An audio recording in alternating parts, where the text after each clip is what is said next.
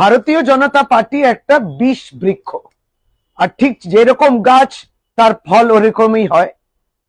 কথার মধ্যে সারাক্ষণ বিষ ছড়াচ্ছেন।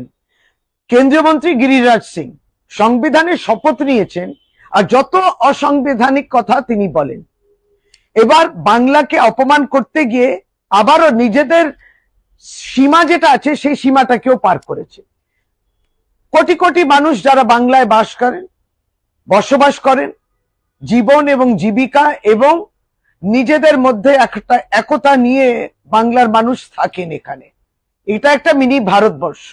সব ধর্মের মানুষ, সব জাতির মানুষ, সব প্রদেশের মানুষ এখানে থাকেন, একসঙ্গে মিলেমিশে থাকেন।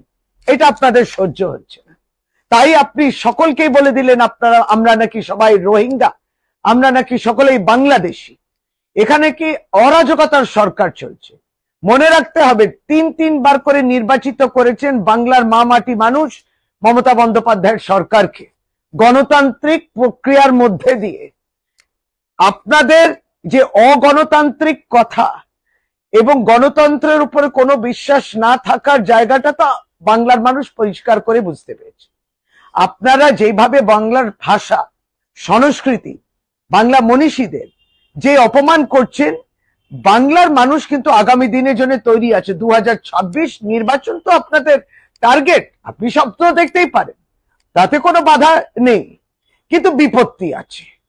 কারণ বাংলার মানুষ তৈরি আছে, একটা কড়া জবাব এইভাবেও দেবেন।